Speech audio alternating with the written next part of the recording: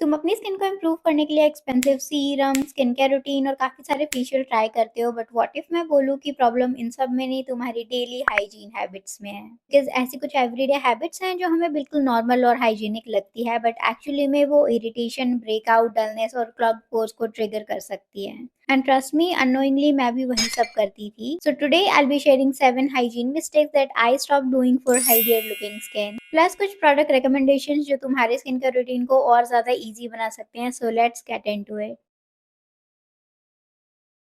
Your phone is touching your face more than you realise. सबसे पहले बात करते हैं उस चीज़ की जो हमारे साथ 24/7 रहता है, जो कि हमारा है मोबाइल फ़ोन। इसे हम हमेशा अपने साथ रखते हैं, स्पेशली हमारे फेस के अराउंड में, और इसमें हमारे जो dead skin, makeup residue, oil, sweat, ये सब एक्यूमुलेट होके बैक्टीरिया क्रिएट हो जाते हैं। तुमने कई बार नोटिस किया होगा कि तुम्हारे फेस के एक साइड में ज़्यादा ब्रेकआउट्स हो रहे हैं, और इसका सीधा-सीधा रीज़न यही हैबिट है। इसीलिए अपनी फ़ोन स्क्रीन को रेगुलरली क्लीन रखना स्टार्ट करो। इसके लिए कोई फैंसी प्रोडक्ट्स भी नहीं चाहिए, just a microfiber cloth and an appropriate screen safe cleanser is enough.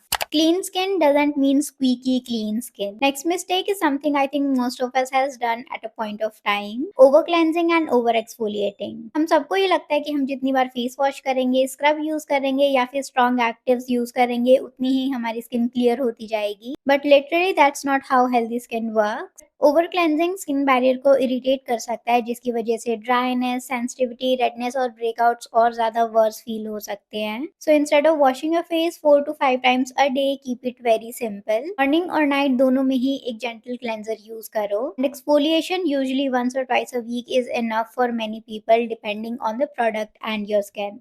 Now, if you're looking for a gentle cleanser, you can try something like Cetaphil Gentle Cleanser, Bioderma Atodom Crème and Minimalist Oat Cleanser. Sunscreen is literally non negotiable.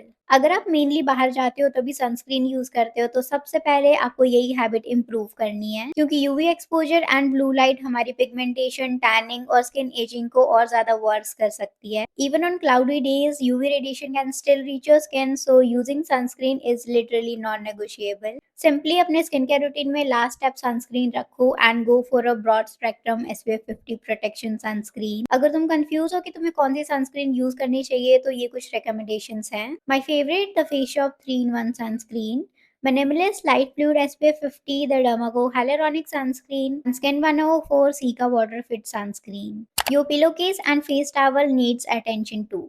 Now let's talk about something that touches your face for hours at night, which is your pillowcase. पूरी रात हमारा जो face है वो इसके constant touch में रहता है, and over time sweat, oil, dead skin cells, hair products and skincare residue can build up on the fabric. So if you are someone who's getting frequent breakouts, keeping your pillowcases clean is the best hygiene habit you can pay attention to. और please अपने towel को भी ignore मत करना। Wait towel अपने bathroom में dam छोड़ देना और उसी को रिपीटेडली यूज करना is the worst thing you can do to yourself. Post workout hygiene. If you are a gym person, this one is for you. Workout के टाइम में स्वेटिंग होना completely normal है, but the only problem is उसी sweat में रहना, especially if you have oily or acne prone skin. So after workout, shower immediately, clean your face gently and change into clean dry clothes. अगर immediately possible नहीं है तो at least अपने face को wash कर लो and change out of that sweaty clothes as soon as possible. For post workout cleansing, you don't need an aggressive face wash. A gentle cleanser, like I've mentioned before, works great.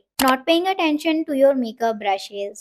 Now be honest, when was the last time you actually wash your makeup brushes? ये tool daily basis पे हमारे skin से contact में रहते हैं, that too again and again. They can easily collect oil, dirt and dead skin, और वही हम अपनी स्किन पे फिर से लगा लेते हैं। इसीलिए अगर तुम रेगुलर बेसिस पे मेकअप लगाते हो तो इस हैबिट को अपने रूटीन में जरूर ऐड करना। Stop changing your entire skin care routine every week. Finally, the habit I think social media has made very difficult for us. First week retinol, उसके बाद exfoliating toner और उसके बाद काफी सारे serum just because internet में वो अच्छे चल रहे हैं. But to be honest, using too many products or combining multiple strong actives can irritate your skin and compromise your skin barrier. ये सब यूज करने से अच्छा है पहले तुम एक basic skin care routine follow करो, और जब तुम्हारी स्किन उसकी यूज टू हो जाए तो तुम अपने कंसर्न के अकॉर्डिंग टारगेटेड प्रोडक्ट यूज कर सकते हो.